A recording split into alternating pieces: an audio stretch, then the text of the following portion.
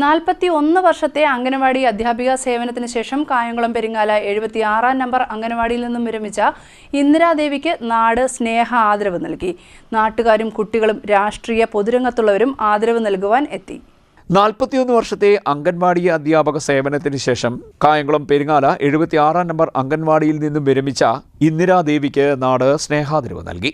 നാട്ടുകാരും കുട്ടികളും രാഷ്ട്രീയ പൊതുമേഖലയിൽപ്പെട്ടവരും ആദരവ് നൽകുവാനെത്തി. തുടർന്ന് അധ്യാപിക ഇന്ദിരാദേവി തിരികെ നടന്ന് വീട്ടിലേക്ക് പോയത് കൗതുക കാഴ്ചയായി. കഴിഞ്ഞ 42 വർഷമായി നടന്നാണ് ഇന്ദിരാദേവി അംഗൻവാടിയിൽ എത്തിയിരുന്നത്. അതുകൊണ്ട് തന്നെ യാത്രയപ്പ് ദിവസവും പതിവ് ലംഘിക്കേണ്ട എന്നാണ് ഇന്ദിരാദേവി പറഞ്ഞത്. ഇതനുസരിച്ചാണ് വീട്ടിലേക്ക് നടന്നു പോയത്. ഞാൻ 84 മണി നടന്നു തന്നെ വന്നത്. എൻ്റെ പിള്ളേർ എന്നെ വണ്ടിയെ കൊണ്ടുവിടാന്ന് പറഞ്ഞാൽ പോലും ഞാൻ പറയും വേണ്ട, ഞാൻ നടന്നു പോക്കോളാം. അപ്പോൾ ഒരുപാട് പേര് നിർബന്ധിച്ചിട്ട് ടീച്ചറെ വാഹനത്തിൽ പോകണം. എൻ്റെ ഓഫീസിൽ നിന്ന് വരെ നിർബന്ധിച്ചു. ഞാൻ പറഞ്ഞു ഞാൻ അല്ലാതെ നടന്നു. അതാണ് എനിക്കിഷ്ടം. തീർച്ചയായിട്ടും അത് മാതൃകാപരമാണ്. ഇങ്ങനൊരു കേരളത്തിൽ തന്നെ ആദ്യമായിട്ടാണ് എന്ന് തോന്നുന്നു. നിർബന്ധമായിട്ടുമാണ്. കാരണം 4 പാളം ചവിട്ടിയാണ് ഞാൻ വരുന്നത്.